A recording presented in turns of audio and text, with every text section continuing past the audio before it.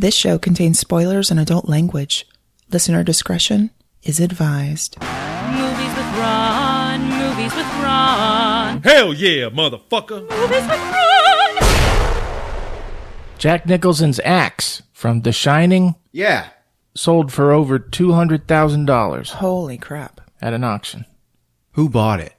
I can't remember his name, but when he walked up to get it, he went, "Here's money." That's good. This is the worst one ever. Really? Yeah, he's like, what? I thought I was funny. I did.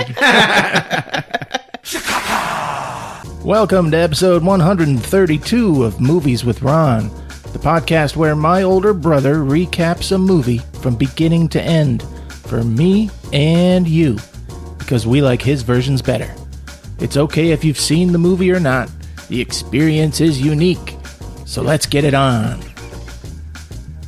I'm Chris, your MC for the time being. Here with me tonight, Nurse Candy. Hey, everybody. And here he is, folks. He's the ball cracker, death on foot.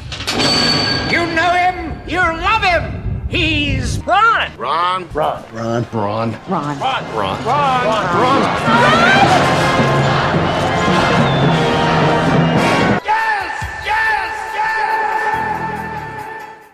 Hey, Ron. Hey, gang. Hello, planet Earth, and welcome to 132.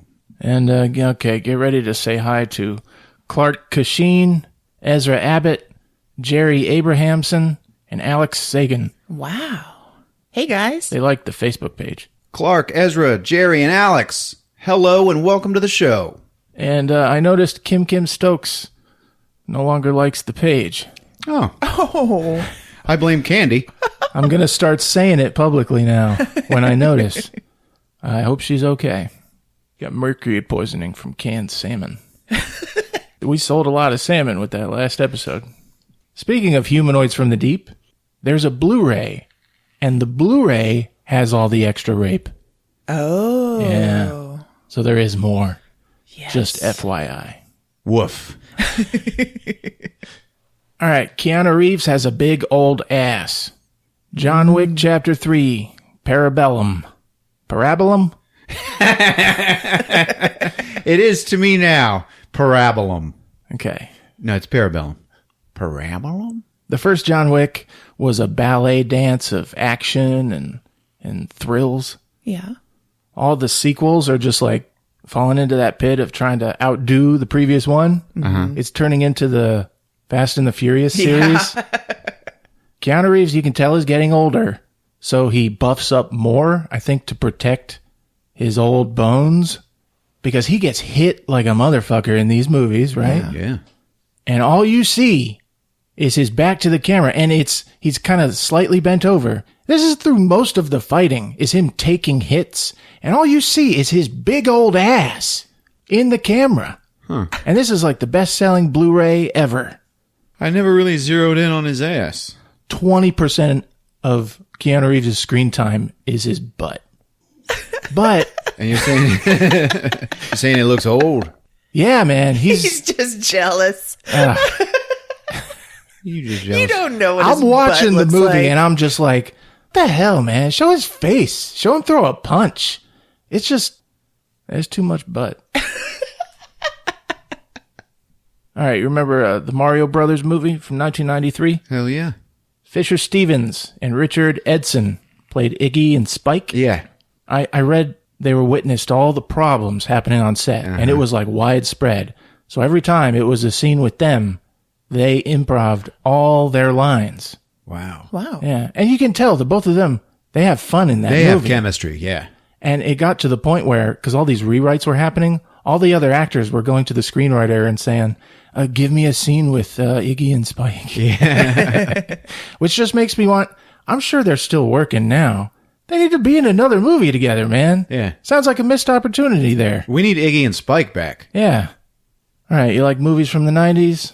Let's talk about Martin Campbell. He directed GoldenEye in 1995. Yeah. The first Pierce Brosnan being James Bond. Oh, Right. yeah. Fucking amazing.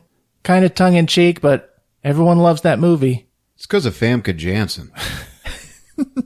Xenia Onatopp. Come on. How about Casino Royale from 2006? Both directed by Martin Campbell. Oh, wow. Daniel Craig became the new Bond. They're like, oh, man, who do we get? Fucking the GoldenEye guy. I tell you, when that new Bond comes out, you better call Martin Campbell. That's right. He should have directed Sleepwalkers from 1992. Maybe it'd have been good. The poster is great in this movie. It is pretty cool. Great. It's kind of like a front cover of a Stephen King novel. Uh-huh. Damn good poster. This movie was pretty hot stuff when it came out. Yes, it will. In our house. It will always be good in our hearts. Yeah, it's our stepdad's favorite horror Yeah, it movie. is. Oh, yeah. Candy, you want to tell a story? No, you already told it once. Yeah, so if you want to hear that story, Candy says, fuck you. Don't do that to me. Gotta go back and listen, folks. We got in trouble for watching this movie up late because it's got incest. Oh, yeah. All right. That's what I'm talking about. Heyo. Now, this is when our stepdad was like, he just joined the family. That's right. This was his first, like, I'm going to go out and parent. They're staying up late. They should be in bed. And they are watching a man having sexual relations with his own mother. But what Gary didn't understand is that they were cat people. That's right. And it's okay if it's cats. Yeah. You want to hear this story told again in a better way? Go back and listen to Cat People. Just remember, that's where it is. Sleepwalkers, the poor man's cat people. There you go. Directed by Mick Garris. Do you even remember that when you did Cat People, you said, why didn't I just do Sleepwalkers? That happened. Well,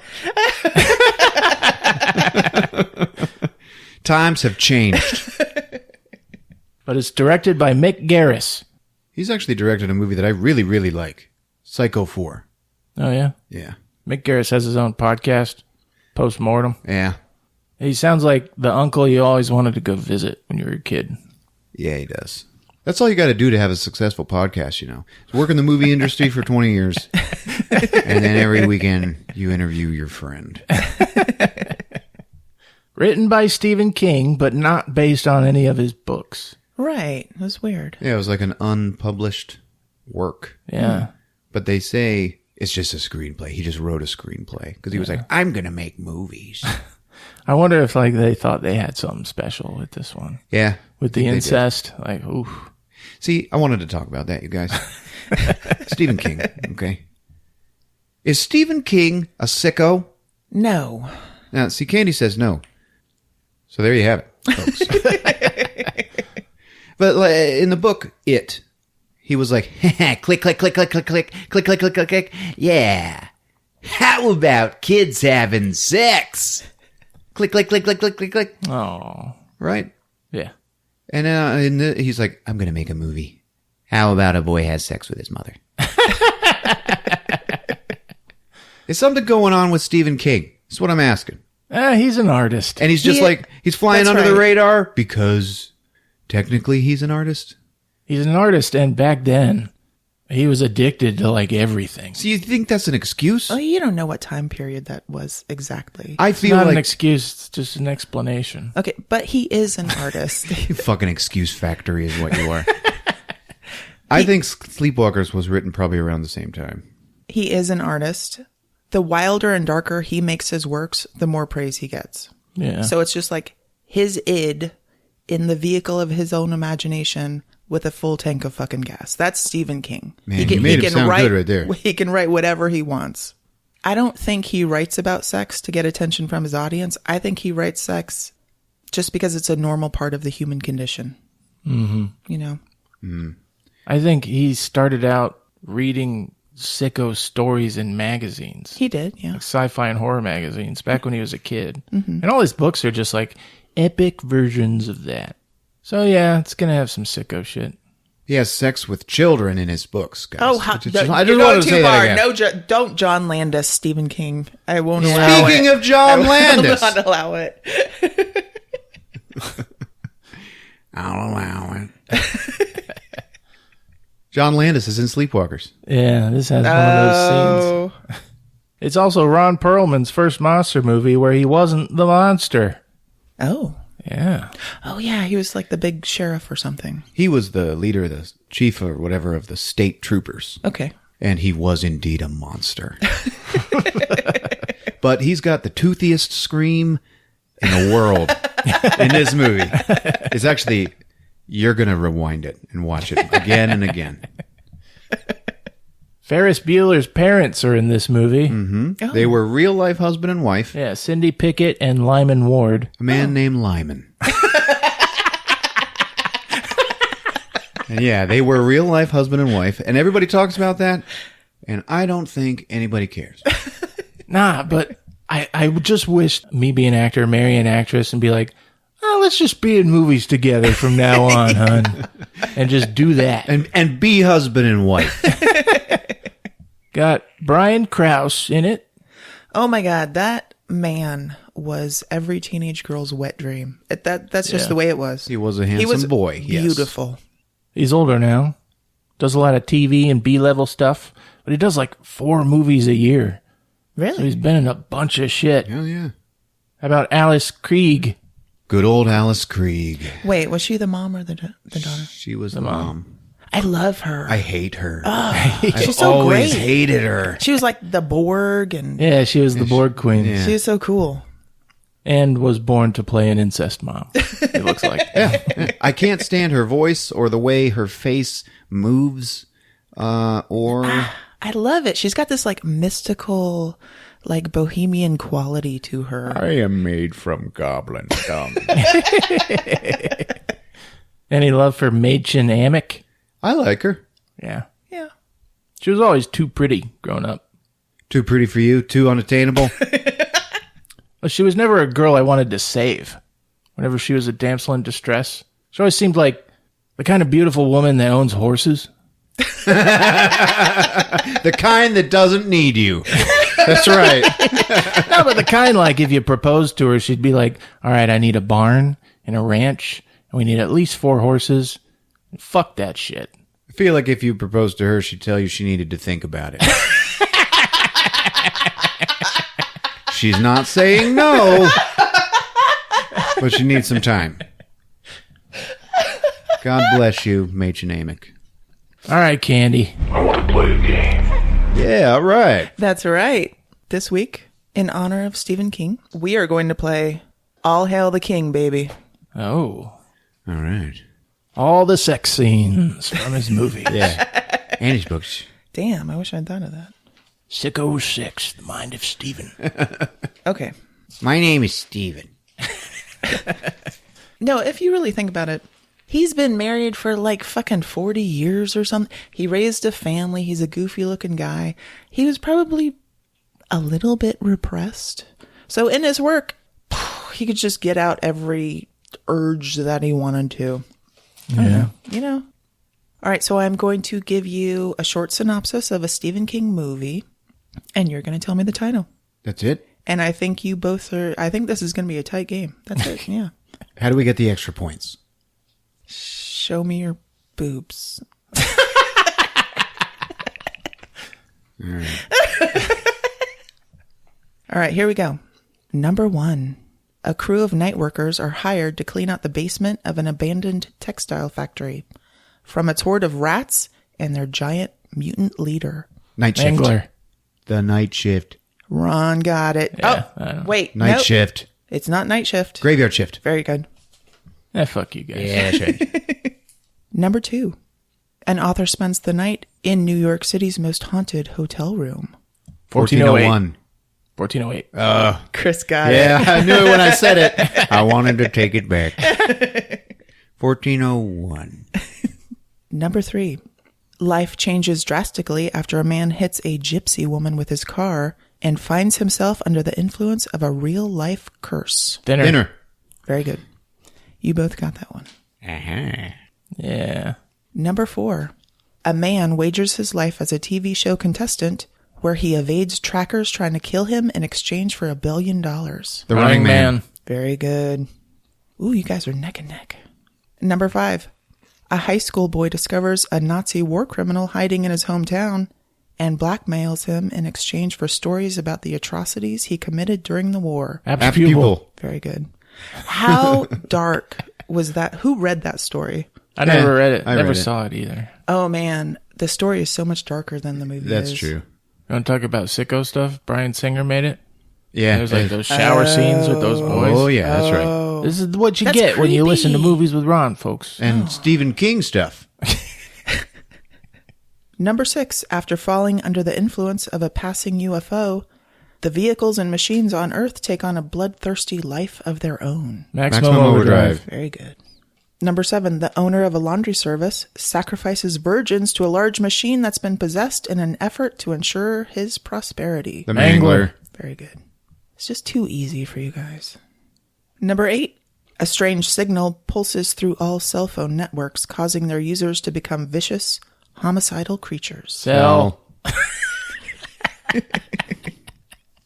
You know, that movie was weird, and it's not the greatest story, but there was something really enjoyable about it to me. Like, it was just, like, dark. I never saw It it. was scary. You should check it out. You should watch The Signal. It's like better.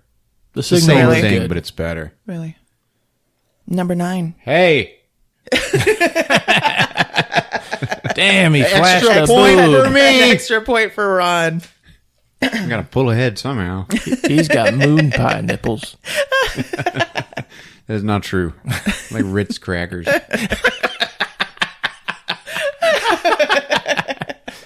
Number 9. A new store brings... Needful things. And Ron pulls ahead. He just screwed you out of that point. Go ahead and finish the thing. A new store brings chaos and violence to a small town when the townspeople buy objects of their lifelong dreams and desires.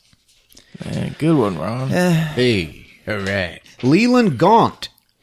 I know, Max von Sydow was such a great choice for that. And that weird sexual chemistry he had at the end with, like, Belinda, whatever her name is. I don't know. It was interesting. It was creepy and also alluring. That's right. Same time. You could tell his breath smelled really bad, but you still wanted to smell it. Number 10, and the last one. When an author kills off his pseudonym, he finds his alter ego comes... The Dark Half. No, it's the Corn Cob movie with Captain Jack Sparrow. What? No? Chris Secret got Window? it. It's the dark half. Oh, No, it was Secret not- Window is what I thought it It was. was not Secret Window. They're eating corn. That's all I know. They're eating cob corn. Oh, man. Chris, it's not too late to show me your boob. I'll show you too. And ladies and gentlemen, we have a tie. All right. Well, 10 points for each of you. Good job. Bunch of fucking weirdos. All right, folks. Get your moms. sit them down. Lay them down. Because it's Sleepwalkers on Movies with Ron. It's showtime. Yeah. Whoa! Incest. Woo. Fucking left me. Nurse Candy. Ladies and gentlemen. Assholes. Woohoo. Well, like all good movies, this one starts off with a blurb. Sleepwalkers. Oh, shit. No. Sleepwalkers. Nomadic shape-shifting creatures with human and feline origins, vulnerable to the deadly scratch of the cat. The sleepwalker feeds upon the life force of virginal human females.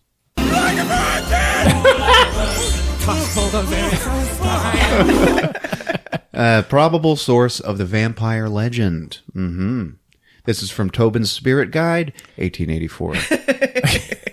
And then the whole thing burns. And it burns away. And then we are in Bodega Bay, California. Ooh. Ooh. Ooh.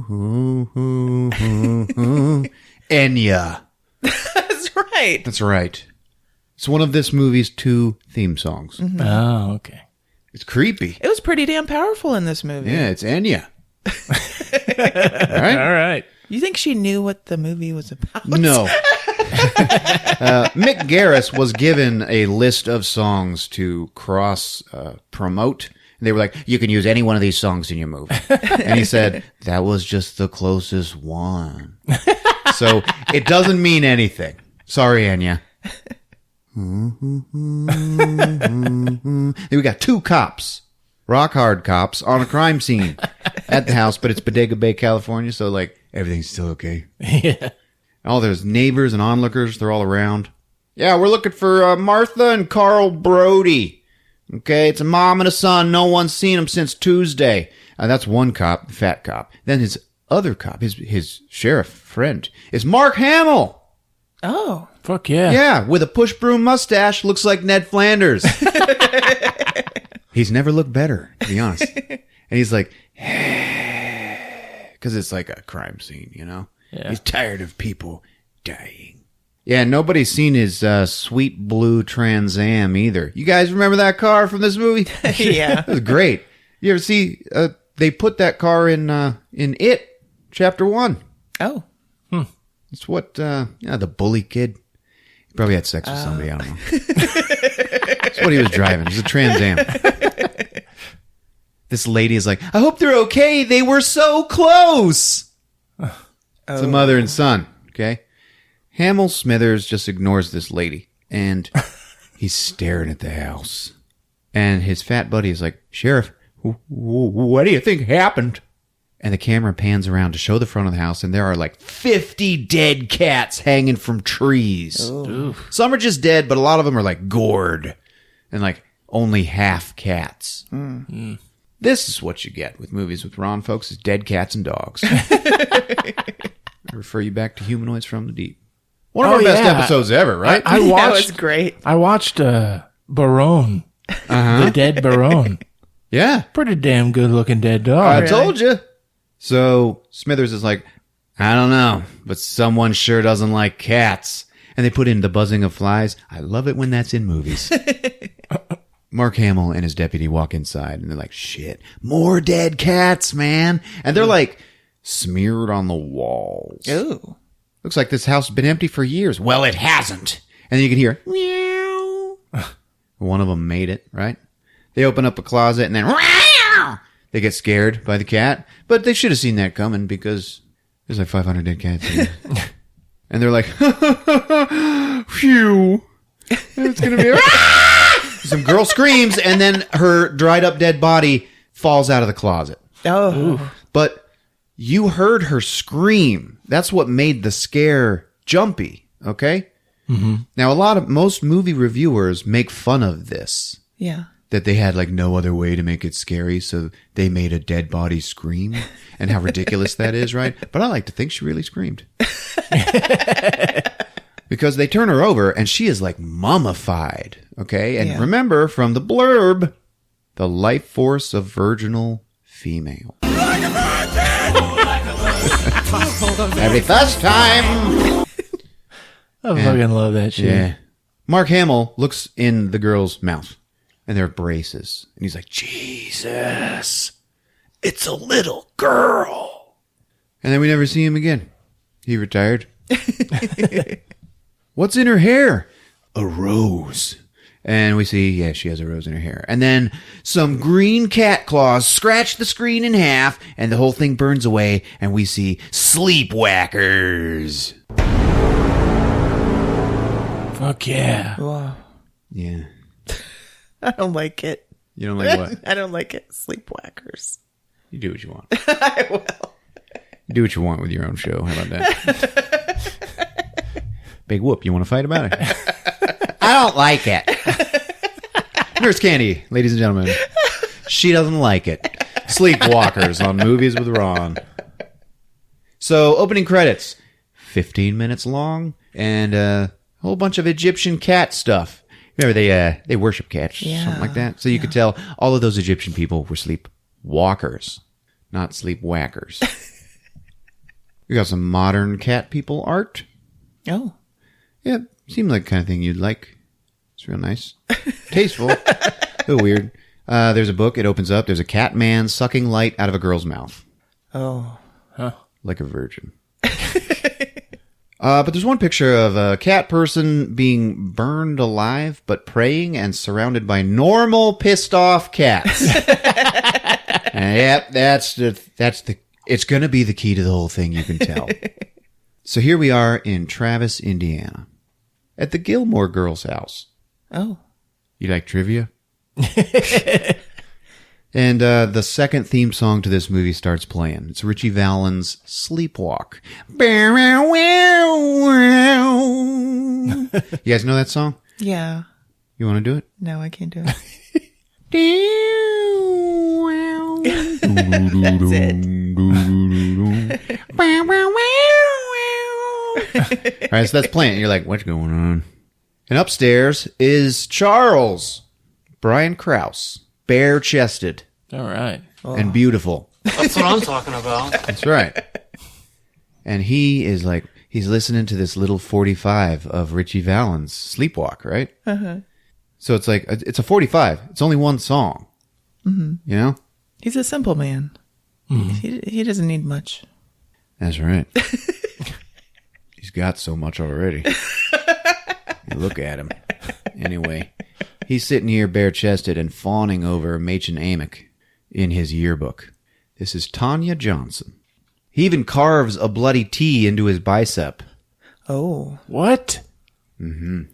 Ridiculous. Yep. Passionate. And he's like, Tanya.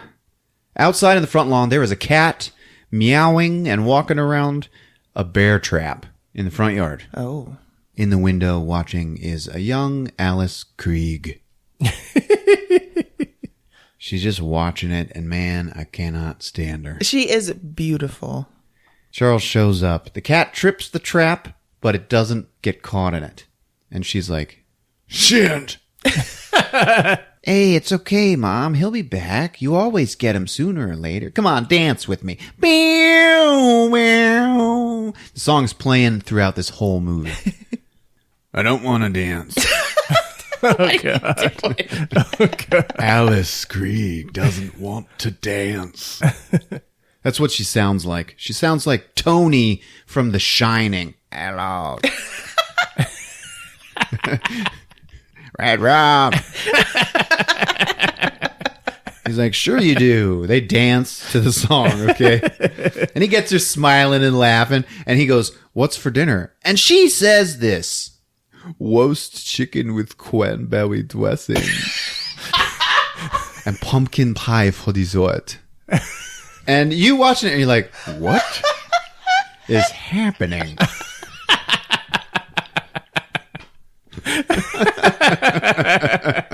What is going on? For real? That is how she says it. She has an accent. No, only when she's telling you what's for dinner.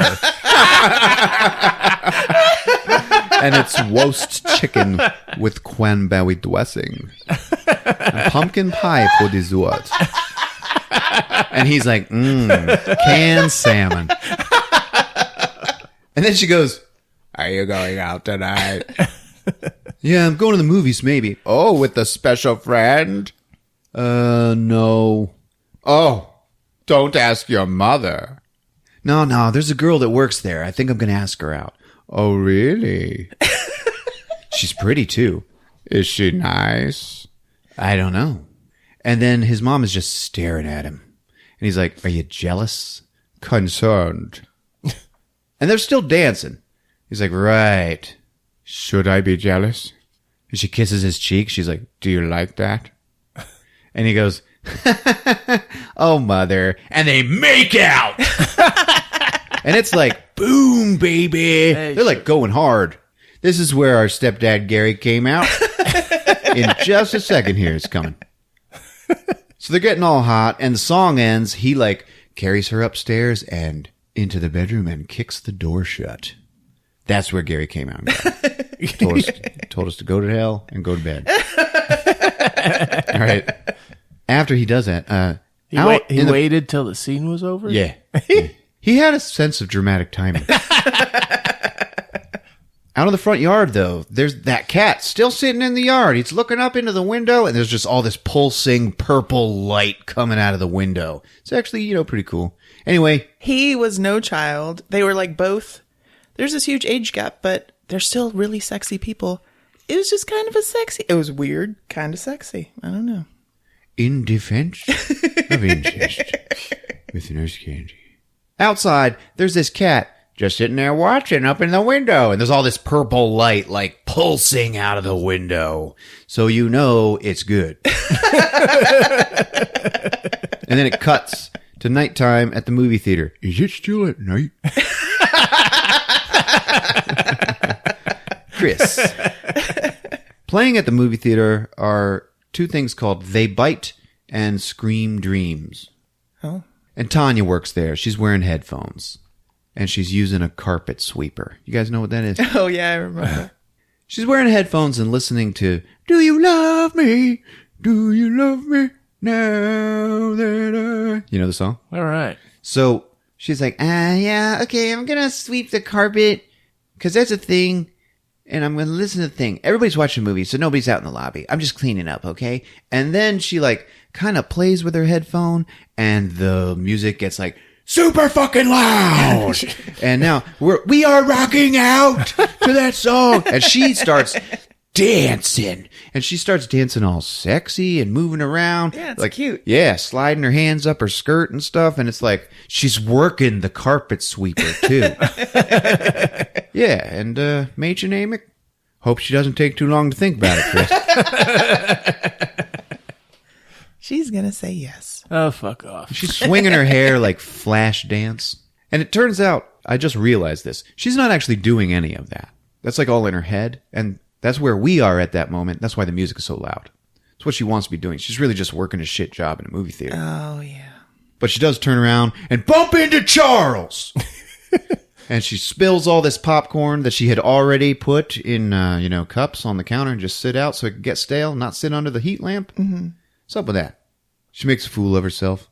Anyway, he's laughing, and they have immediate chemistry. He's a handsome guy. She's a hot chick. What could go wrong?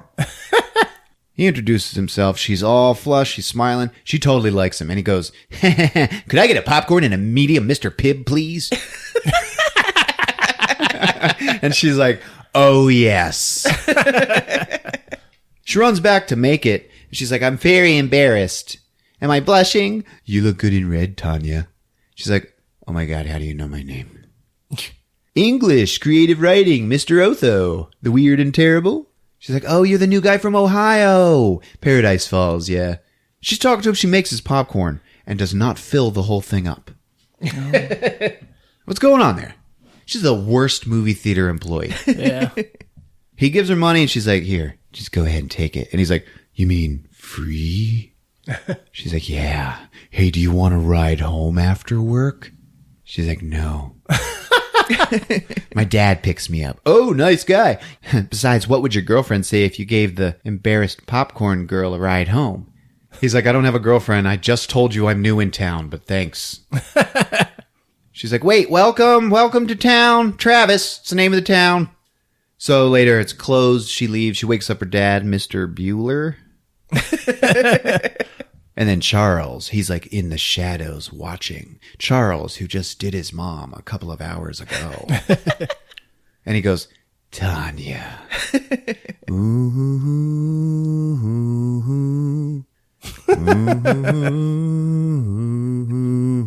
it's creepy, man. Yeah. So he walks home, and then there's a cop there with a flashlight pointing it at him. It's my son, officer. And this cop, he's got a bag with a cat in it, and it's like, row, row, row, row, row. It's going nuts. And, oh, is it a cat? Yeah. Yeah, it's having a real hissy fit. I'm sorry, sir, but it's so late, and this allergy is so severe. Yeah, I got one too. Mine's to the IRS. Have a good night.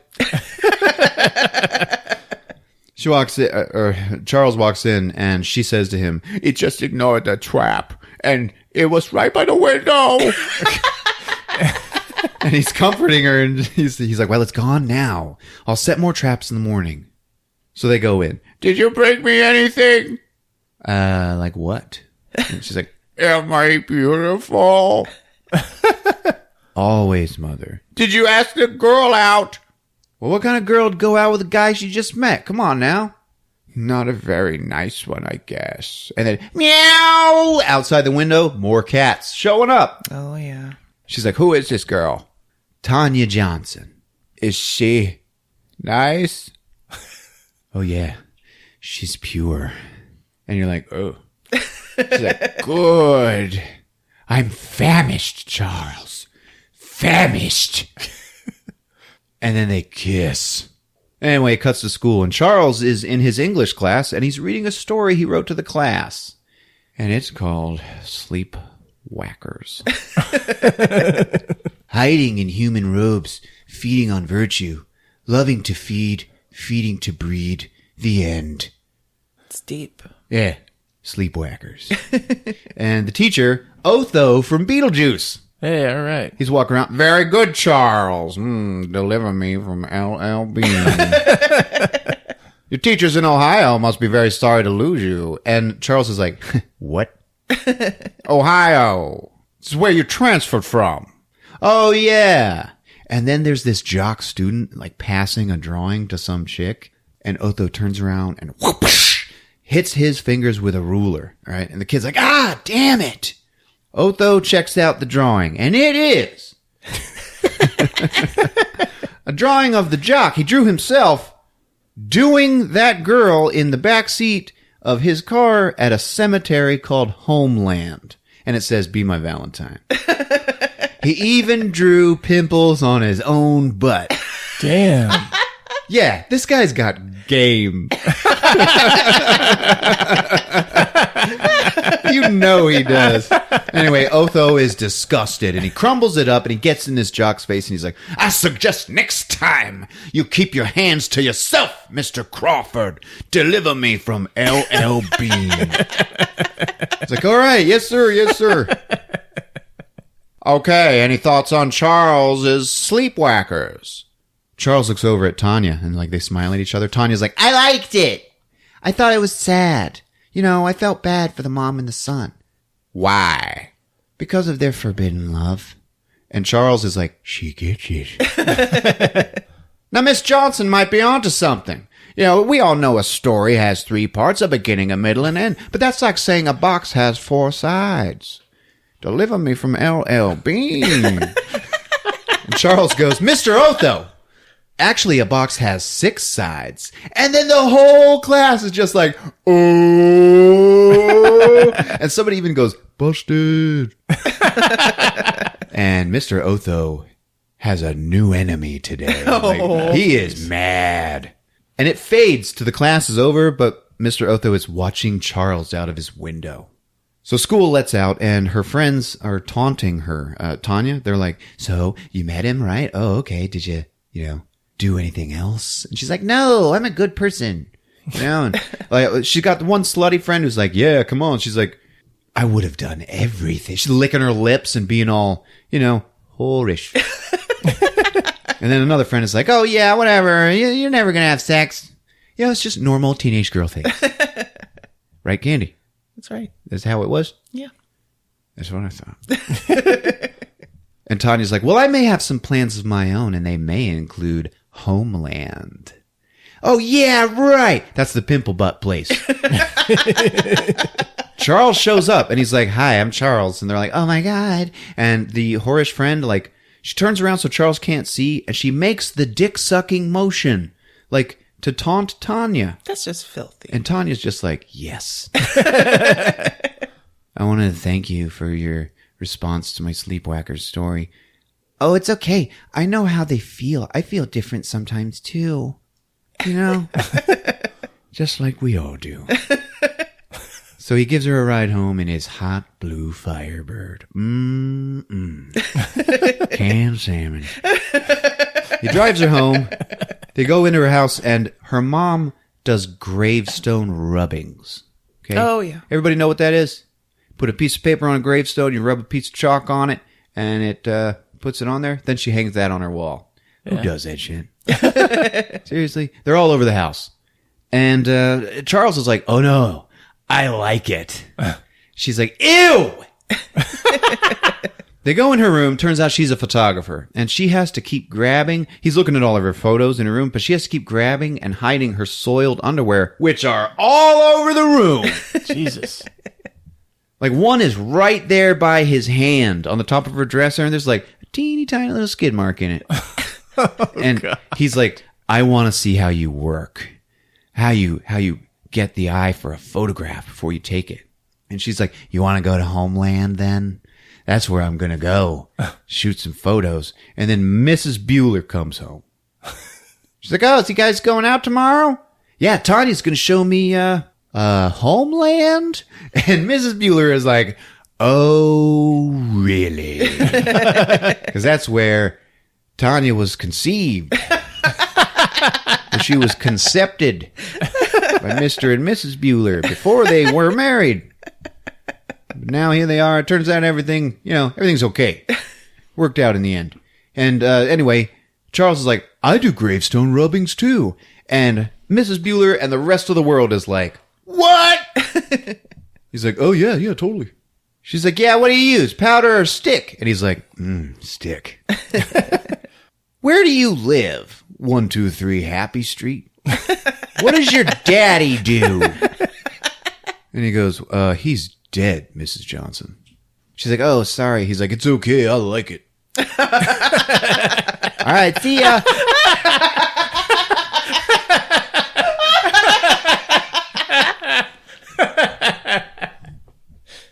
Then it just cuts to him speeding down the lonesome highway, and it's daytime, right? And he is blasting Extreme out of his radio. You guys don't even know who that is, right? Who? Extreme? Oh, yeah. Yeah. They were more than words. Sounds extreme. But it wasn't that dumb song. It was a cool one. It's a monster. Yeah. That was on an album called Pornograffiti. Another favorite from our childhood. I had this album. And one day I lost the CD. And then, 8 years later, we were living in Germany. Without Candy, she stayed in the States. And for some reason, me and Gary had to turn one of the chairs over. And my CD was stuck in there.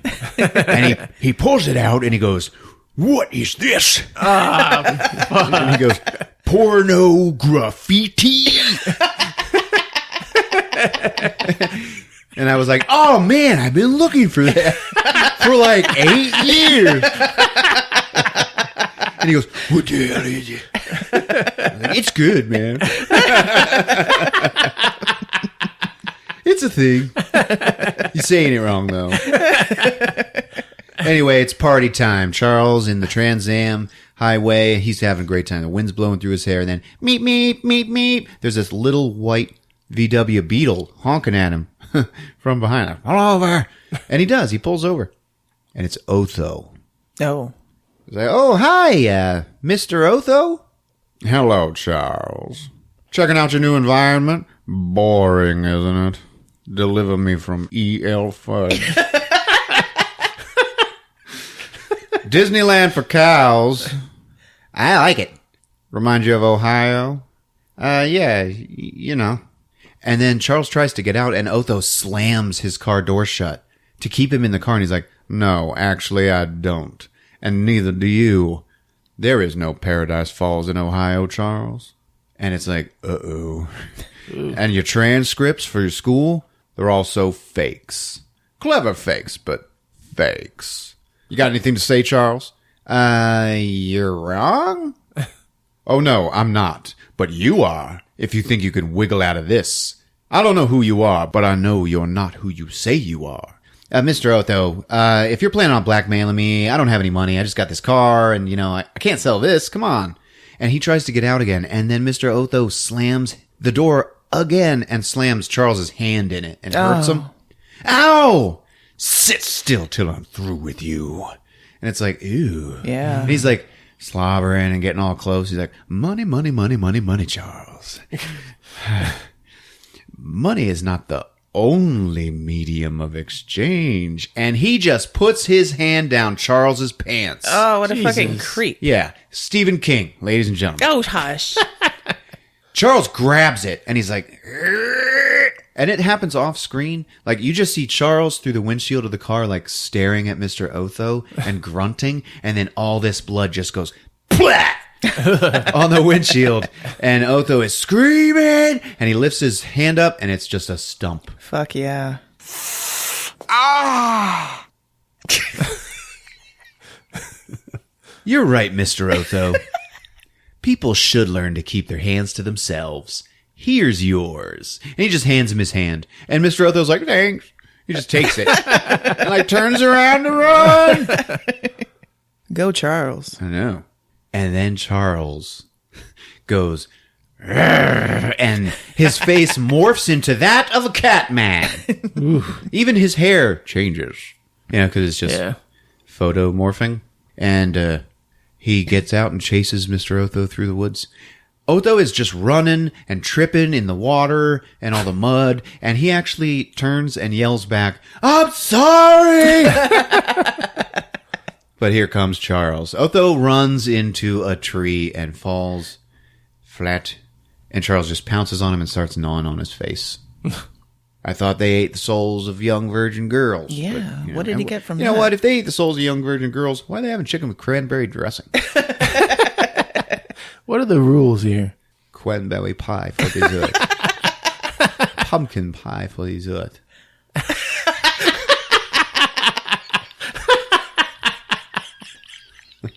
A fucking dessert. Dessert. Dessert. It cuts to Alice Krieg.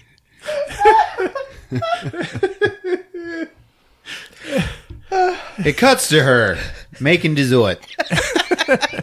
And she's like looking out the window at these cats, and she's clicking her fingernails against each other, and it is so annoying and it's angersome. And I watched this and I realized it is a perfect metaphor for how I feel about her all the time. She's watching the cats on the lawn. The cats are like looking in at her and they're like, "Hey lady, you sleepwalker, you want to come out?" She's like, "Urgh." Anyway, now we cut again to some cop car randomly on the roadside. And you hear this. "Come on, boy, get the bad guy. Get the bad guy for daddy. Get the bad guy. Get the bad guy. Come on, Clovis." Oh, yeah. And you see inside, it's this cop, Andy, and his partner, his cat, Clovis, sitting on the seat next to him, and he's playing with it with a koosh ball. Remember those things? Yeah. He's like, "Come on, get the bad guy. Come on. Get that motherfucker." All right, good boy, Clovis. Huh, Clovis? Clovis is like, "I got it. I got it, Daddy." And then the Firebird zooms by. "Well, Clovis, looks like we got ourselves a goddamn speedster." So he chases him. Charles sees it and he's like, "All right." He likes it. Okay. He likes a lot of things. Andy's calling it in. He's like, "Nah, don't worry about it. I got this guy." When Charles passes him going the other way from around the corner, he's like, "What the?"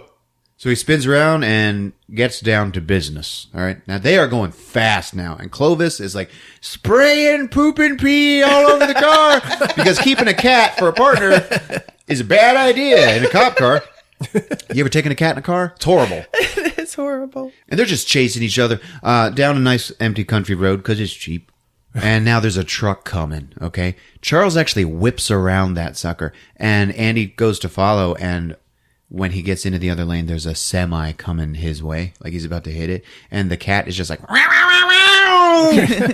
so he has to back off, and finally he gets close, okay, and now there's school kids on a school bus in the road. Yeah. And there's a crossing guard and everything, and he's like, "Hey," he holds up his sign, "Stop, stop." And Charles smiles and just guns it.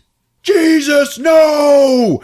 Turns out the crossing guard actually saved the kids at the last second. Okay, Andy stops. He's like, "Is everybody okay?" "Yeah, go get him!" Zoom. Andy calls for backup because this bastard's playing with me. I think he tried to run them kids down. Charles is like way ahead now, and he actually slows down for Andy so that they can get side by side.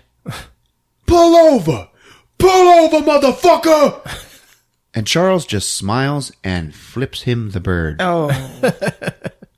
Clovis pops up and he's like, "Hey, a sleepwalker!" And he's like looking at Charles, and Charles gets scared and then does the famous meme.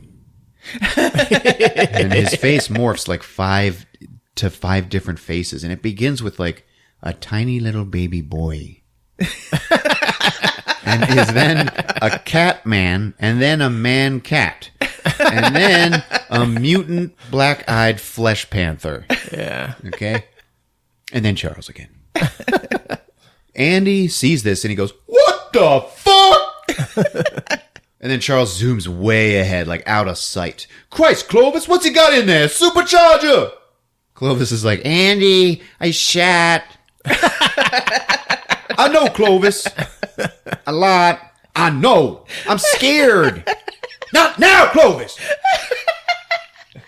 Charles is alone, and he slides to a stop at the side of the road, and he closes his eyes and just like starts grunting. And then his whole car disappears. Oh. Yeah, right? Woof. What the fuck? Up rides Andy and Clovis, and they stop right there, okay? Like, Charles has made his car invisible. Andy gets out, he's like, "I lost him. How the hell did I do that?" Clovis looks out the window and is just like looking right at Charles. But it's all pink, because that's what cat vision is, okay? Oh, okay. And there's Charles. He's just sitting there in the Firebird, like, staring at Clovis. And Clovis is like, "Hey, sleepwalker, I can see you." "Stop looking at me." "Sleepwalker, that's my daddy." "Stop looking at me, you fucking cat. Where's your daddy?" "I am my daddy." And Clovis is like, "What?" And then Andy drives away. Oh, shit. Oh, God. And then the invisible car starts up, and a red vintage Mustang drives away. Like, he changed the way it looks. Okay? Oh. And he goes on down the road. Now it cuts to nighttime. Chris's favorite time of the show. Is it still at night? It's a police station, and Andy's telling his story to all the cops. He's like, "Horace," who is like the jerky one, of the group. "If you laugh, I'ma break your jaw." And Horace, he's like obviously a shitheel, Sheriff's like, "Well, what did you see, Andy?" "He didn't have no face." And that is not accurate. Horace is like, Hey, Andy. You got some sick time coming." "Horace, shut your pie hole. His face was like a blur, man, like a cat man." "Okay, maybe you got some grit in your eye. You make some water. Why don't you go make some water? It'll make you feel better." Clovis saw him, and he didn't like him. And he was scared of Clovis. What the hell's that about? Who's scared of a cat? Clovis shat, too. "I'm going to look for this guy on my way home, and I'm going to find him." So he takes Clovis and leaves. And after he leaves, they're all talking about, like, "Man, he's taking things too far now, okay? Like, we never should have let him have this cat as a partner." Anyway, Charles gets home late. His mom was like so worried, so they kiss, and she's like, "You didn't get it?" And he's like, "No." She's like, "Why didn't you get anything?" "I just couldn't." "And the girl?" "Tomorrow." And then his mom just slaps him in the face. Oh. "I'm starving, Charles. I need it." So can he eat anybody? And the mom has to eat virgins? Is that the rule? No. He's just eating for fun, I think. Yeah. They have growing bodies. I think the virgin power feeds their life force, but they still have to eat. I don't think they actually have to eat, but they can. Oh. If you see them when they're vamped out, there are no buttholes. But there is dicks and vagina. Anyway, she's mad, and she's like slapping him, and she's losing it, okay? She slaps him like 3 more times. She kind of makes a cat lady face. And he holds his hand up to, block it, and there's blood from when it was shut in the car door. He got hurt. Yeah. And she's like, "Oh, what happened?" He's like, what always does? Someone saw you. The cop had a cat. Yeah, he saw for a second, you know. He probably won't believe what he saw. No, probably not, but somebody will find Mr. Otho I dumped in the woods. Don't worry. But I gotta feed you, Mom. If you know what I mean. Like tomorrow. But what if something happens to me? You'll starve, and there's no other sleepwalkers. We are not the last. You don't know that. I can feel them. Tomorrow, you'll feed, and then you'll feed me, and then we'll leave. And now outside, there are so many cats, okay? And they're all like talking to each other, like, what's going on? What's up? Oh, sleepwalkers. Sleepwalkers inside. This boy is having sex with his mom and everything. It is unnatural. And this other cat is like, yeah. Hey, shut up, Mom. So Charles and his mom have sex again. And all the cats watch. Okay? And you can actually see them in the mirror. They're all mutant cat bodies, flesh panthers. Uh-huh. Okay?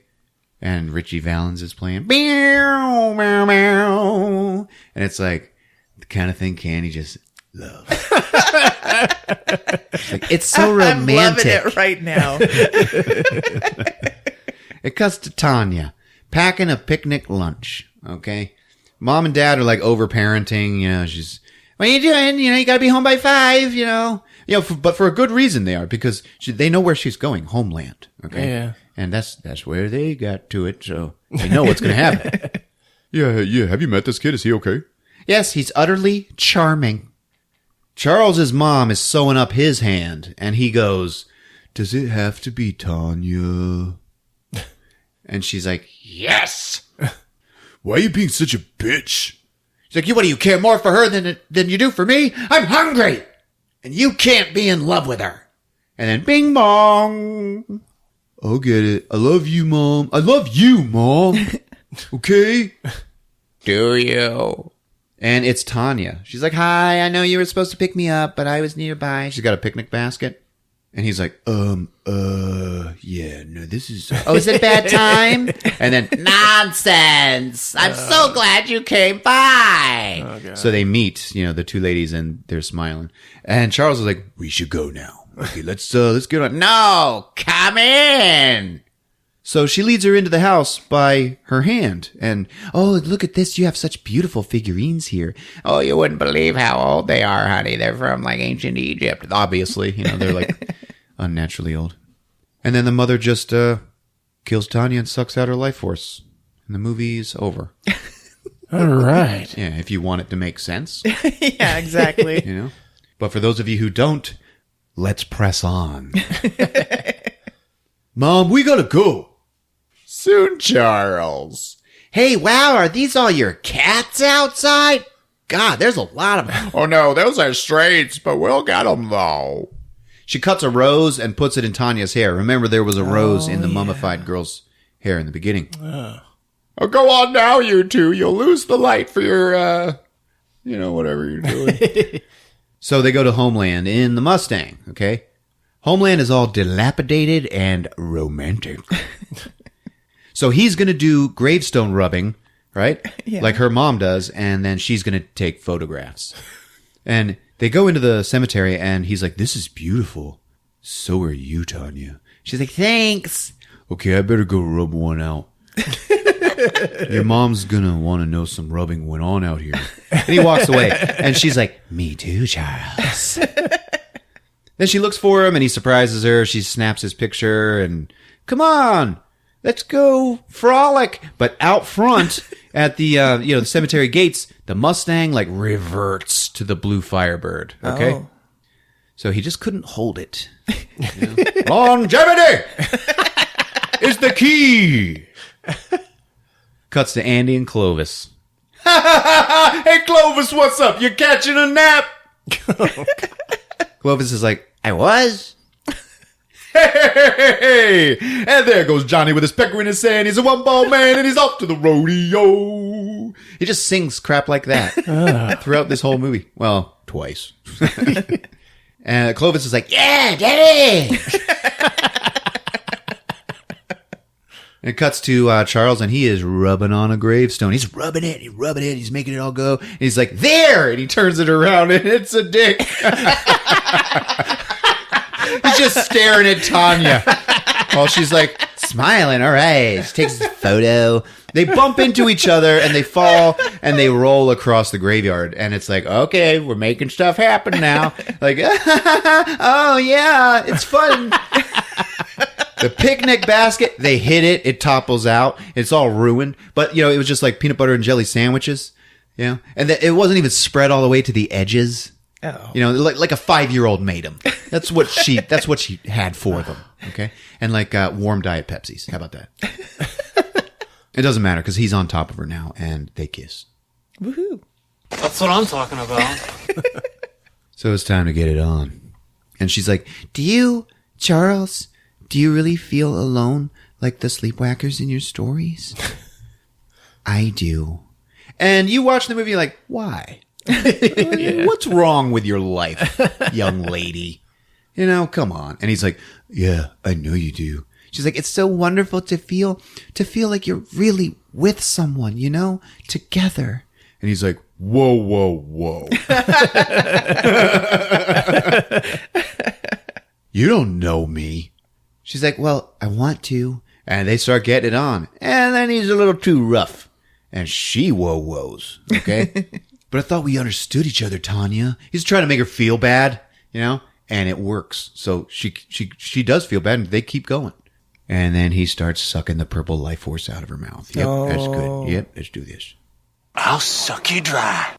Canned salmon. She's like, ow, I couldn't breathe. And he grabs her and he's all rough and he's like, he's all crazy now. And he's like, isn't this the excitement you were talking about, Tanya? Like, he is a different man, okay? Like he just had a taste of the virginal life force. I know. I thought he was in love with her. It was only a tiny bit. It was just enough to piss you off. Like a virgin! Like a virgin! For the very first time. Oh, man. So she screams and runs. He claws her back, okay? She turns and scratches his face. Oof. 3 big ones right across the cheek. And he's like, and he grabs her and he's getting all aggro. He's like, we do understand each other. And then, pop! He just hits her in the face and she hits the ground. Wow. Yeah, it's actually maybe a little too serious. Okay? It's weird. If shit was going to go down that rough, why didn't they just eat her in the house? It's ridiculous. I think it was because he wanted to suck her. You think so? He didn't want to kill her because he was falling in love with her. Yeah. And then his mother, see, here's the deal. He is not the villain in this movie. It's his mother. Yeah. And he is just like a product of his environment. He kills young virgins because his mother makes him do it. And then she molests him to keep him like from falling in love. And then it turns out he does fall in love with one. The first one he falls in love with, he wants to keep her. But then the mom makes him do it. Right. Yeah. So it's all Sleepwalkers. It's about child abuse. So he hits her. We got teenage domestic abuse going down. First date. So he tackles her and he's like, this is just how we live, Tanya. And then he turns and he is a cat man. In the face. And he's like, Tanya! And it's like, whoa! He's got like a big, long, floppy upper lip. Like Catman, like Ron Perlman in Beauty and the Beast. Remember that? You don't, but that's okay. It was riveting. He's like, it doesn't have to hurt. She is terrified. He's like, don't you get it? I need you. I need you to live. And she's like, please don't kill me. I know. And then he just starts more soul sucking. Okay, coming out of her mouth. She freaks out, and then he hits her in the face again, and she is basically defenseless. So it's like, what the hell are you doing, Charles? Yeah. He's doing what he was taught at home. Okay? He's like, Tanya, I don't think you're entering into the spirit of this. And she grabs her camera, and he's like, why not just think of yourself as lunch? And she hits him, boom, with the camera. And he just like folds and goes down Real easy. Yeah. Oh. She gets up and runs away. And it's real hard to catch. But if you watch this movie, and as soon as she gets up to run away, you hear this teeny tiny little voice go, Tanya. Yeah, it's weird. And that's what makes her turn around to go see if he's okay. So she does that, and then he's like, Pika baby! And he's all like bloody mouth and fangs. Grab him by the pussy. Yeah. He's like, I lied. It does have to hurt. And he's pushing her down. He's hitting her. Now feed me, Tanya. Mom's hungry. And she's like, what? But anyway, she sees and grabs the corkscrew from the picnic basket. Why is that even there?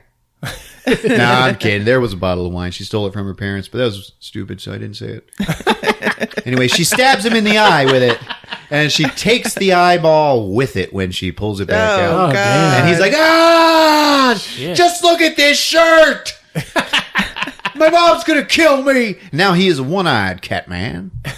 Stay away from me. And the eyeball is like on the corkscrew. It's cool. She's threatening him with it. Blink, motherfucker! Yeah. And he's like, Tanya, when exactly did I lose your trust? And she's slashing at him with it, the corkscrew, and she just runs out on the road. Andy is still singing. When he finds the Firebird. Come on, you fucking took it, get your right foot right. Get off the stage, you fucking jerk, you know. You piss me off. And Clovis is like, fuck yeah, Daddy. You good, Daddy. Anyway, he drives by and he sees the Firebird. He's like, well, hold the phone. And then right then Tanya comes running out. Help me, oh my God. He's right behind me. He's like, don't worry, we'll get him. Oh, we will get him. She's like, no, he's not human. His face changed. And Andy's like, face changed? Like, get in the car. Let's go. No, we both gotta go. That's fine. I'll take care of it. You just get in the car. He's trying to put her in the car when Charles shows up behind him and jams a pencil all the way into his ear, man. Oh, God. Yeah, he just shoves it in. He shoves him, and then Andy falls on the ground on the pencil. Oh. It goes all the way in and just like... Poor Andy. And he's Poor like, Andy. Arr! And then Charles is laughing and he gets in Tanya's face and he's like, Cop kebab! See, it's Who lines wrote this like crap? that. I know. Jeez. So then he starts trying to go for some backseat boogie in the cop car. She's like, no, get off of me! Andy actually struggles up and he pulls out his gun. He's stabbed in the ear and there is a pencil in his brain. So his equilibrium's a little off. You know, he's got to plan that shot, you know, and pick it good. But he does, and he shoots Charles right in the back. Oh. Charles just stands up, okay, and he turns and he's like, I don't believe you fired a warning shot, officer. And it's like, shit. And he's like, Charles just walks up, takes his gun, smiles, and shoots him in the gut. Oh. Yeah. Bunch of fucking weirdos. Yeah. Clovis is like, hey! You killed my daddy! And he just starts annihilating Charles's face. Oh, yeah. Clovis. Yeah. Clovis. He took Charles to lunch. Tanya's just like, she locks the door in the car to watch, okay? And Charles's face starts like smoking from Clovis, like biting and eating his face, okay? Ah! Tanya's calling on the radio for just 10 more cups. Okay, Charles throws Clovis, and Clovis is like, you motherfucker. And then Charles jumps in the Firebird and speeds off. And it shows Clovis, like, go and sit on Andy's body. Because Andy's just laying there dead. He's like, Daddy, okay, you can wake up, Daddy. Oh. It's sad, dude. Poor hate Andy that was shit. so great. He was. At home, Alice Krieg is making chicken and peaches or something. What do you do it? What do you do it? And there are cats everywhere outside, you guys. Like, they are all over the place. Like, hey, lady, chicken, huh? Good. Charles shows up and he staggers to the door and she's like, Charles! She opens the door and oh man. Charles's face. It is a Catman face with one eye and it's all torn to shreds. So it's God. all this dried blood on it and everything. And Charles he walks in the door and he's like, my face is so hot. Oh my God, it's so hot, Mom. She drags him in. And he's laying on the couch now, and he is messed up. I'm sorry, Mom, I tried. It was the cat. It was the kitty. You were right. We've only got each other. And she's like, save your strength.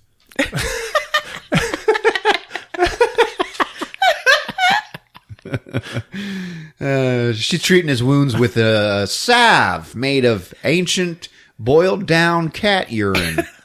She puts it on his wounds, and it's like sizzling. She's like, they'll be coming for us soon.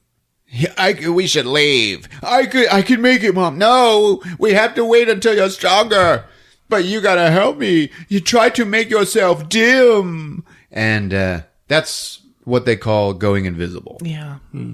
So he tries, and he can't. And she starts crying. She's like, it's okay. It's okay. And it cuts to the Homeland crime scene. Okay? Here we go. Yep, here we go. All right. Stephen King makes a cameo, and he is the caretaker of the cemetery. And he walks up to one of the investigators, and he's like, hey, buddy, I lock this place up every night, okay? And I ain't taking the rap on this, all right? It's not my fault if every horny teenager wants to come in here. And the guy's like, hey, whoa. Go tell somebody in charge. Stephen King's like, oh, okay. So he looks around, and he, like, finds another tech, okay? And he's like, hey, buddy. And then this guy turns around, and it's like, da-na. It's Clive Barker. Fuck yeah, man. Yeah, and Clive Barker is just like, yeah. Fucking Clive, man. Yes. We gotta do Hellraiser 2 someday. I know.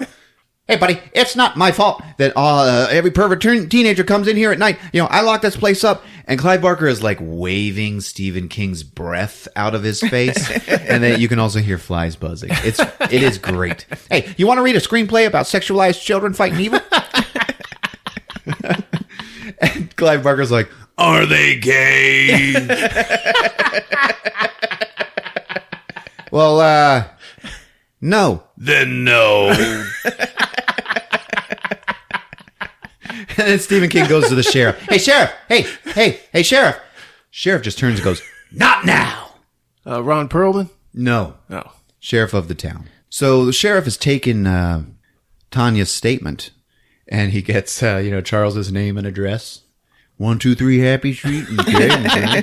And he drives a car, right? A blue car. Okay. And he thinks she's crazy because she's like, his face is changing and his car was different. Yeah. And she's like, my camera. I took his picture. So the sheriff gives the camera to some tech and they get this developed right away. And then he gives Tanya to Officer Horace to take home. And she's all crying. And he's like, are you going to be okay? And she's like, he was just so very charming. The sheriff's like, I'll come and visit you later tonight, okay? And she's like, wait, when you do, will you bring the cat?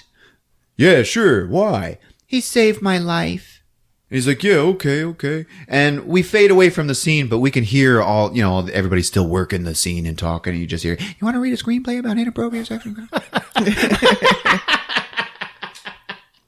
All right, at home, Frick and Frack are screwed, okay? They're trapped in the house. The cops are coming. Charles is dying. She's like, no, not my boy, not ever. You're not going to die. And then outside, woo, that's the sound of the police. She looks out the window. And there are so many cats out there. And they're like, hey, bitch. And she makes the car disappear. She makes the car dim, and then she makes herself and Charles dim, okay? So they're invisible. Car's invisible. Car's in the driveway, and the cops are just like, rolling in! Okay? And they just stop short. Oh, God. They just don't park far enough to hit the car. They also somehow don't run into it when they're getting out, I think about things like that. She's like, okay, Charles, be quiet. I'm going to make us dim. And he's like, I love you, Mom. She's like crying. She's like, it can still be okay. And he's like, I pooped. Oh, shit. I'm scared. Anyway, they go dim. And outside, it's not just the normal cops. It's the stadies, okay? It's the state police. And Ron Perlman just, boom, busts down the front door like a cartoon. He doesn't bust it open. He busts that door down. And there's no one home. The sheriff comes in the back. He's like, I told you to wait, Ron Perlman. And he's like, I thought you gave the word. Outside, all the state cops are like, wow, there's a lot of cats around here. I can see that, dickhead. And then one of them, shang, gets stuck in a bear trap. Oh. Shit. That'll make him shut his yap. He looked like a stupid sap. Why is that extra funny? Fucking leprechaun. Oh, shit. I caught you in a bear trap. That'll make you shut your yap. Ron Perlman is like screaming at all of his officers. They're all stupid. Sheriff, he don't like this. And he like, ooh, gets a shiver. And then Ron Perlman's like, what? And the sheriff goes, cold draft. Use one right now, could you? They go upstairs. I want checkpoints in and out of town. And Perlman's like, hey, man, this kid's gone, okay? Yeah, well, what about all the cats around here? What? Nothing, okay? That little girl is crazy. She needs a good smack on the butt. And if her mama and daddy won't do it, I'll happily volunteer. Stephen King, ladies and gentlemen. I bet he would. Mm-hmm. And the sheriff's like, stay away from her, Perlman. And we cut to the Johnson house, okay? Horace is sitting in there eating dinner. He's like, oh, this is the best meal I've had ever since my wife passed on. And he's eating all the corn, all the cob corn. Okay? Maison épi. What? Maiscove. Corn on the cob. Uh-huh. Oh. En français. Maison épi. He's about to eat the last cob corn when the parents, they're all worried about Tanya, she's taking a bath upstairs. The mom's like, she just needs to get clean. And in the bathroom, it just immediately shows Tanya like spraying deodorizer. And then she gets in the bath and she like lays back and puts a rag on her face. You've seen enough horror movies. You will never do that. Okay. She does that and there's a shadow that moves across her. She pulls the cloth off and it's a one-eyed cat man. Rah! Fuck. And she's like, ah! And then she wakes up because she fell asleep in the bathtub. Oh. That itself is a problem, ladies and gentlemen. It was a bath mare. Anyway, the dad checks on her and she's like, can you just call me when the sheriff gets here with the cat? And it cuts to two cops staking out Charles and Alice Krieg's house. And they're just like sitting in the car. And then the front door just opens and shuts. And they're like, hey, what the hell was that? They jump out. Who's there? Maybe it was the wind. That was not the fucking wind. And then Alice Krieg pops up behind them and knocks their heads together like coconuts. Like, no. It's played all serious, but it's like they could have just put coconut sounds in it. And she's like, you're right. That was not the fucking wind. And just cuts to the Johnson house. Ding dong. Horace looks out and he sees the state police car and he's like, oh, okay, it's all good. Hope he doesn't think he's going to question her before the sheriff gets here. The dad opens up the door, and it's Alice Krieg. And she's all sweet. And his wife is like, Donald! Who is it? Stay in the kitchen, honey. I'll take care of this. Listen, lady. And the mom is like, she's got roses. Mm-hmm. I wanted to apologize. For my son, Charles. He couldn't come, but I know he wanted you to have these flowers. Oh, my God. And the dad is like, lady, and then she just crashes it in his face. Okay. Ooh. And Mr. Bueller, Mr. Johnson, he is down. Donald is down. Okay. Oh. His wife is like, Donald, oh my God, Donald. Charles's mom walks in. She's like, "You have a lovely home, Mrs. Johnson. I've had lovely homes too, but we never stay long." Horace comes at her, and she just 2 hands shoves him, and it takes care of him. Like he's done. Whoa!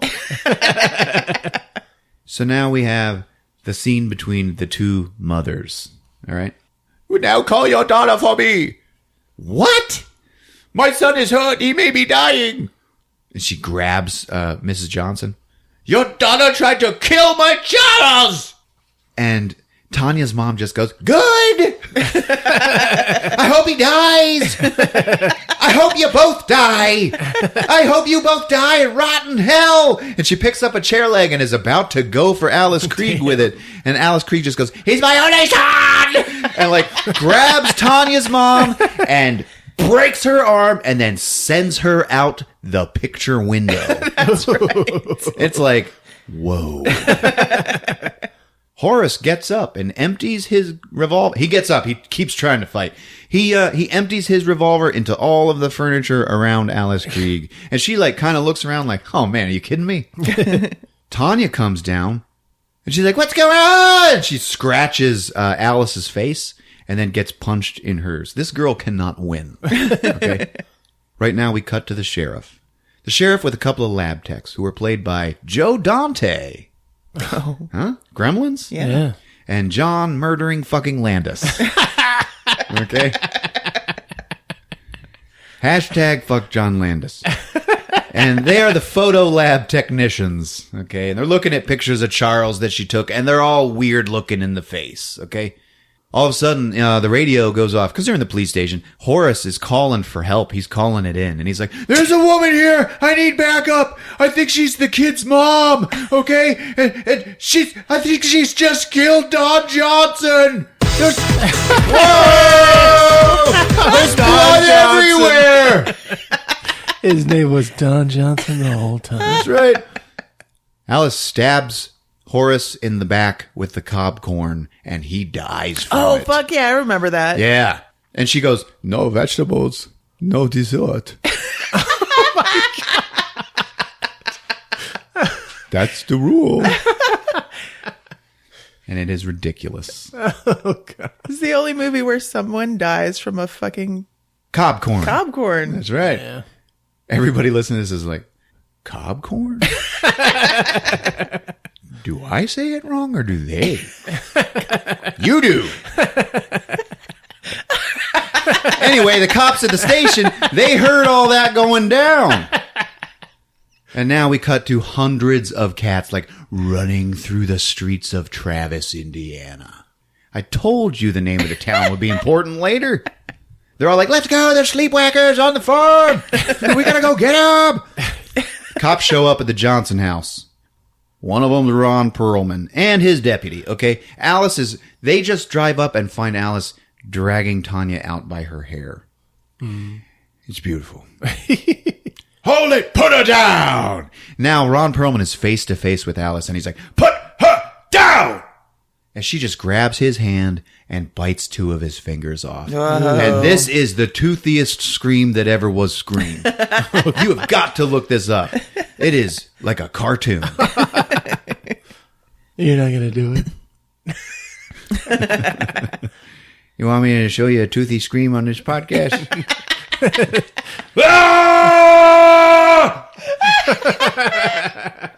He reaches for his gun, but then she breaks his arm and knocks him out with his own broken elbow. Oh. Then she takes the gun and Tanya, and she kills all the other stadies, okay?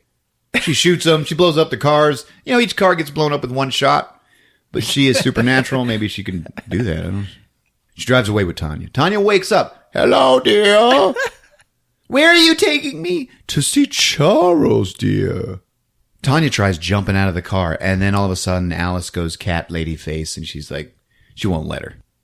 They get home, and look, I know I said there was a lot of cats before, but I was mistaken. And like, the cats are like on the house now. They're like on the roof and everything. The whole property covered in cats. Jesus. How'd they do that shit? I don't know, man. Without the apocalypse happening.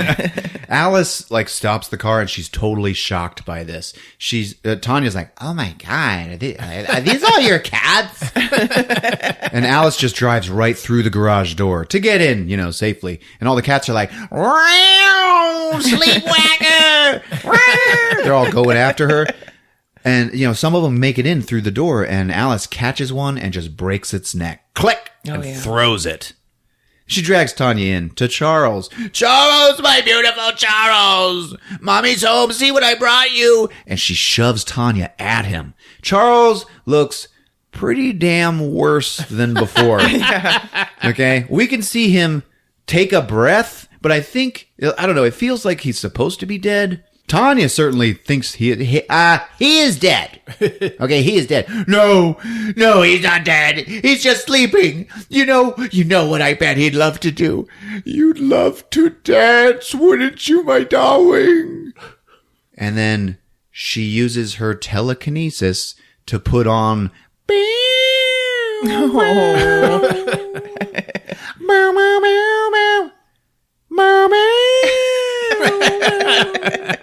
and she's like, "Yes, that's why. When belly dressing." And she's like, "Dance with him." And Charles is just laying there mangled. And then Alice concentrates and Charles just pops up. Boom. It's weird. And Tanya screams and Alice just grabs her. She's like, "Relax." Charles moving all loose like a marionette. It's obvious that he is dead. Yeah. And Alice is just going crazy and moving him around with her mind. And she makes him get up and dance with Tanya. That's actually really cool. It is. Dance with him. He'll lead. Charles slumps onto Tanya. And it is disgusting. His weight is resting on her as they're dancing. And she just has to deal with this. Yes, dance. Outside, the sheriff pulls up, gets out, click, click. He sees one cat with a shiny collar and he's like, "Clovis?" Clovis is like, "Yeah, come on, sheriff." Clovis actually climbs a tree, goes upstairs, breaks a window, and goes into the house. What? Toonces the driving cat. Tanya's like, "No!" And then Charles morphs, into full naked mutant flesh panther. Okay? Dick, no butt. And all of a sudden, the mom is just like, "Yes! Now, Charles! Now!" And his one good eye, opens. Oh. And it's he wasn't dead. They ruined it with this. Well, maybe she's just opening his eyes. Then he just grabs Tanya and he starts sucking her life force out of her mouth. No. And the mom is now a cat lady and she is looking and she's like, Good, Charles. Feed. Suck her dry. Tanya's like, "No." And then she pops Charles's other good eye with his thumb. With her thumb. Yeah, that is what it sounded like. Anyway, they go down. And Alice is like, "Stop, you're killing him!" And Tanya's just like, "Die!"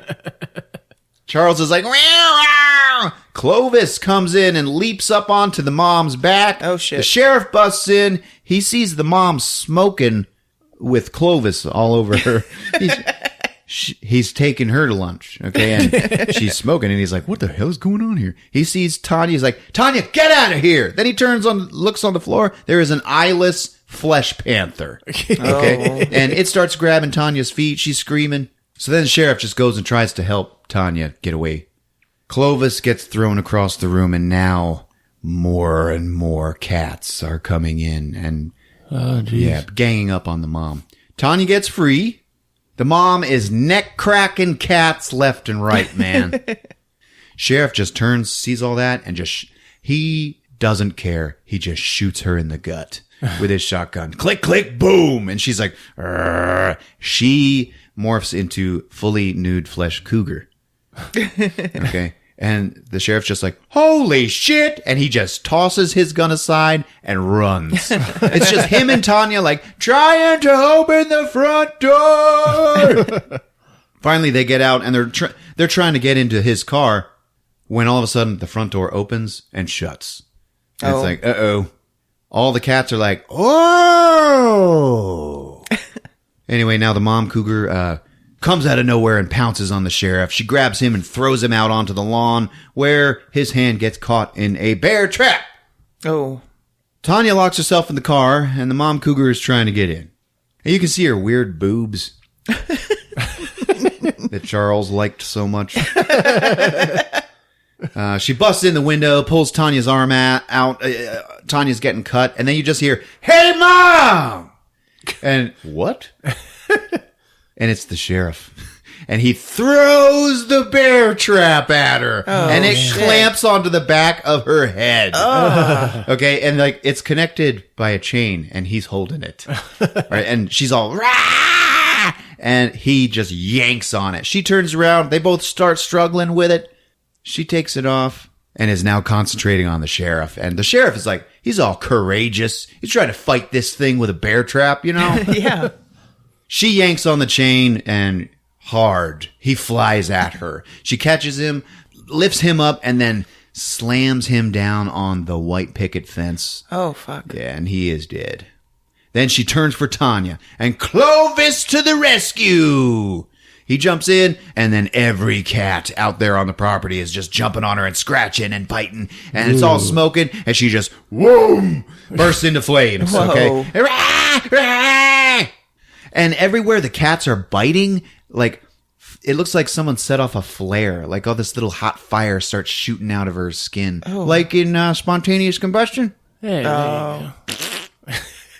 And then all the cats are just sitting around this flesh panther who's burning, and they're all pissed off, and they're all just watching her. And it's the picture from the beginning of the movie. Okay? And Tanya's just watching the cat lady burn, too. She still can't seem to start the car, though. And then, bam! This burning mom. You know, Alice Krieg she's human looking again, and she's at the window. She's like, "You killed my son! My only son!" And then finally, Tanya gets the car started and puts it in reverse, goes out back about 10 feet, and crashes it. Well, that's what you get. It doesn't matter, though, because the mom finally dies in the driveway. And so Tanya's like, I did it. All on my own. I stopped her. And Clovis jumps in. He's like, "Yeah, you totally did. It's just you and me now, Clovis." And then together they just watch the mom burn, baby.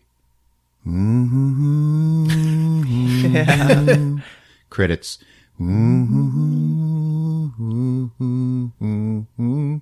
damn. And as the credits are rolling, all the cats are like, "All right, see ya." And there you have it. Sleepwalkers on Movies with Ron. Good job, Ron. Yeah, all right. God, you reminded me of how much I love this. I still love this movie. I loved that recap. It was pretty good. It was fantastic. If I do say so myself. Fucking Tanya fucked everything up. No, really. All of these actors did such a good job that at different points of the movie, you feel empathy for every single character. Every one of them. That is true. So you have to be born a sleepwalker? You can't make a sleepwalker? Yeah, I think so. That's what I think. That's